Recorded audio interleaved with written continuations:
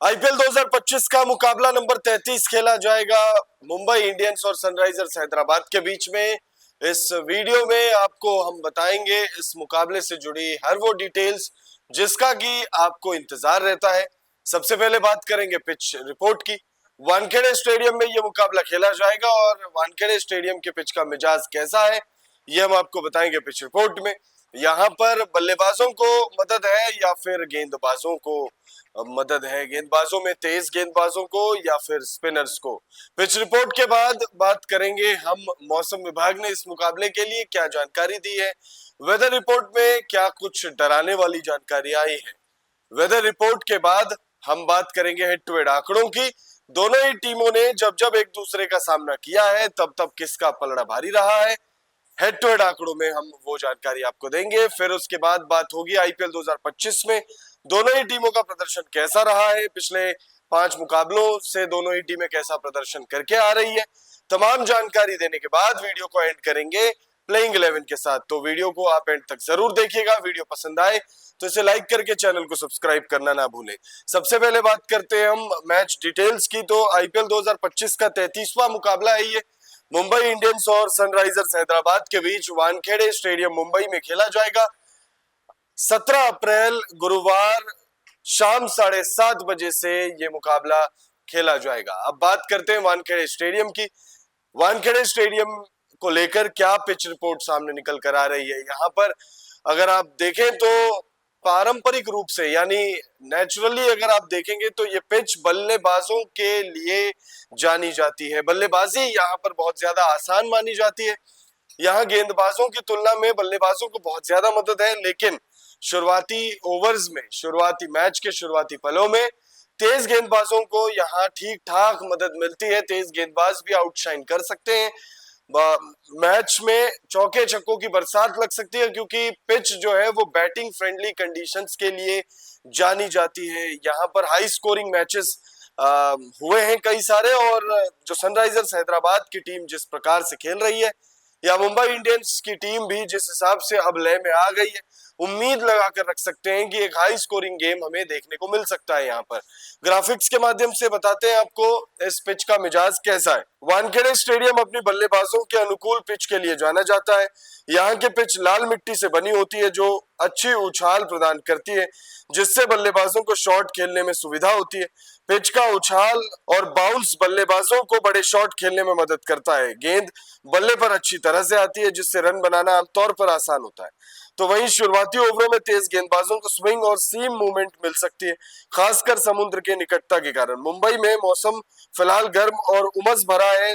शाम के मैचों में ओस गिरने की संभावना रहती है, जिससे गेंदबाजों खास तौर पे स्पिनर्स को कठिनाई हो सकती है क्योंकि गीली गेंद को ग्रिप करना मुश्किल हो जाता है। टॉस जीतने वाली टीम पहले गेंदबाजी करना पसंद कर सकती है ताकि दूसरी पारी में बल्लेबाजी करते समय ओस का लाभ उठाया जा सके। हालांकि पिच की बल्लेबाजों के प्रति अनुकूलता को देखते हुए पहले बल्लेबाजी करके बड़ा स्कोर खड़ा करना एक रणनीति हो सकती है।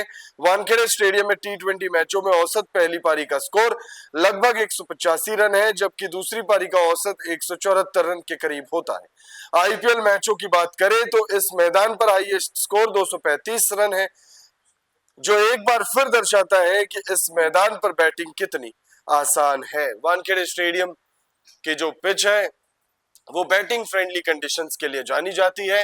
तो यहाँ पर बल्लेबाज अगर चौके छक्कों की बारिश करे, एक हाई स्कोरिंग मुकाबला देखने को मिले, तो फिर कोई चौंकने वाली बात नहीं होगी क्योंकि ऐसा अमूमन देखा ही गया है। अब बात करते हैं हम मौसम विभाग ने इस मुकाबले को लेकर क्या चेतावनी जारी की है, क्या मौसम की जानकारी सामने आ रही है। तो सबसे पहले ये क्लियर कर देते हैं, बारिश की कोई चेतावनी जारी नहीं की गई है। आईपीएल 2025 के मैच नंबर 33 के लिए मौसम विभाग ने मुंबई का मौसम मैच के अनुकूल रहने का अनुमान जताया है। मौसम विभाग के मुताबिक अधिकतम तापमान 37 डिग्री तो वहीं 27 डिग्री न्यूनतम तापमान रहने की बात कही है। मौसम विभाग ने बारिश की चेतावनी जारी नहीं की है। तो वहीं 68% ह्यूमिडिटी रहने का भी अनुमान जताया गया है। बारिश की कोई चेतावनी नहीं है, लेकिन रनों की बारिश हो सकती है। अब बात करते हैं हम हेड टू हेड आंकड़ों की। दोनों ही टीमों के बीच आईपीएल के इतिहास में जब जब भिड़ंत हुई है तब तब किसका पलड़ा भारी रहा है। तो यहाँ पर आप देखेंगे कि भाई मुंबई इंडियंस का पलड़ा थोड़ा सा भारी है। मुंबई इंडियंस और सनराइजर्स हैदराबाद के बीच अब तक कुल 23 मैच खेले गए, जिसमें मुंबई इंडियंस का पलड़ा भारी रहा है। मुंबई इंडियंस ने 13 मैचों में बाजी मारी है, वहीं सनराइजर्स हैदराबाद ने 10 मैचों में जीत प्राप्त किया है। तो वही 10 मैच सनराइजर्स के नाम रहे हैं, तो वही 13 मैच रहे हैं मुंबई इंडियंस के नाम। अब नजर डालते हैं दोनों ही टीमों के इस सीजन किए गए प्रदर्शन पर। तो दोनों ही टीमों का प्रदर्शन लगभग एक जैसा ही है और आप पॉइंट्स टेबल पर इसकी झलक देख भी सकते हैं। पॉइंट्स टेबल पर अगर आप देखें तो दोनों ही टीमों ने 6 मुकाबले खेले हैं, दोनों ही टीमों ने 2 मुकाबले जीते हैं, दोनों ही टीमों को 4 मुकाबलों में हार का सामना करना पड़ा है और दोनों ही टीमों का पॉइंट्स जो है वो 4 अंक है। नेट रन रेट मुंबई का बेहतर है, प्लस 0.104, इस वजह से मुंबई इंडियंस 7वें पायदान पर है। तो वहीं सनराइजर्स हैदराबाद माइनस 1.245 के नेट रन रेट के साथ 9वें नंबर पर है। सनराइजर्स हैदराबाद अपने पिछले मुकाबले में जीत कर आ रही है और वो जो पिछला मुकाबला था सनराइजर्स हैदराबाद वाला, वो मुकाबला ऐतिहासिक मुकाबला था, क्योंकि 246 रन चेस करने थे और 18.3 ओवर में सनराइजर्स हैदराबाद ने उस मुकाबले में जीत हासिल की थी।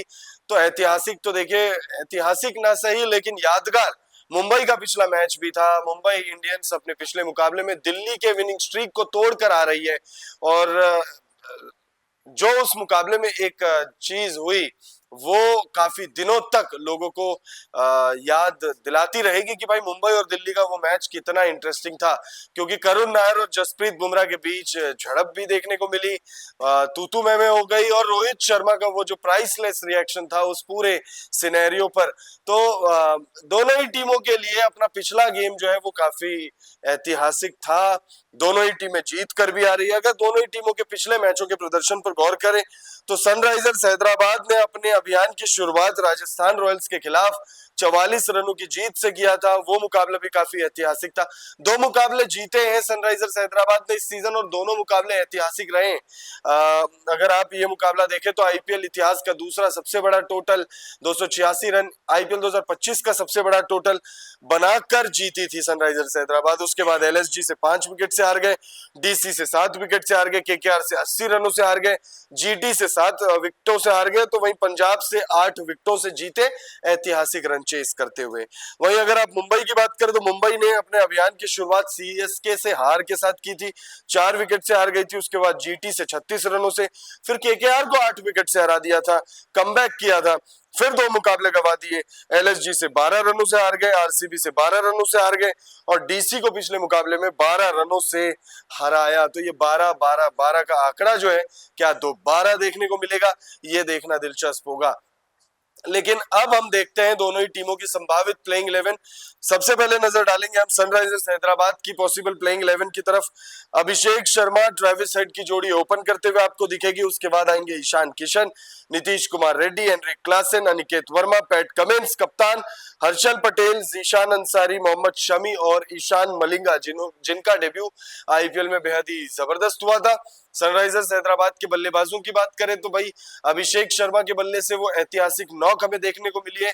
किसी भी भारतीय द्वारा लगाया गया सबसे बड़ा आईपीएल शतक, 141 रन, ताबड़तोड़ 141 रन अभिषेक शर्मा पिछले मुकाबले में बनाकर आ रहे हैं। तो हम कह सकते हैं कि फॉर्म में वो आ चुके हैं। ट्रेविस हेड का बल्ला लगातार चल रहा है, हेनरिक क्लासन का बल्ला लगातार चल रहा है। पहले मुकाबले में ईशान किशन ने शतक लगाया था, तो वहीं पिछले मुकाबले में भी बहुत ज्यादा बल्लेबाजी का मौका नहीं मिला था, लेकिन कुछ करारे प्रहार जरूर उन्होंने किए थे। गेंदबाजी में मोहम्मद शमी के लिए पिछला मुकाबला नाइटमेयर की तरह था। 75 रन उन्होंने लुटा दिए थे 4 ओवर के अपने स्पेल में। और अगर आप देखें तो ओवरऑल अगर आप देखें तो गेंदबाजी में कुछ वैसा खास किया नहीं है टीम ने, बल्लेबाजी में भी वैसा कुछ खास नहीं किया, क्योंकि 6 में से सिर्फ 2 मुकाबले जीते। मुंबई का भी हाल लगभग एक जैसा ही है। मुंबई की प्लेइंग 11 में रोहित शर्मा, रायन रिकल्टन आपको दिखेंगे, उसके बाद दिखेंगे विल जैक्स, फिर आएंगे सूर्या दादा, फिर तिलक वर्मा, हार्दिक पांड्या कप्तान, नमन धीर, Mitchell Santner, Deepak Chahar, Trent Boult और जसप्रीत बुमराह। रोहित शर्मा का बल्ला आप कह सकते हो ऑन एंड ऑफ रहा है, तो वहीं तिलक वर्मा ने काफी इंप्रेस किया है। तिलक वर्मा ने पिछले मुकाबले में भी अच्छी बल्लेबाजी की थी, एक और मैच में उन्होंने अच्छी बल्लेबाजी की थी।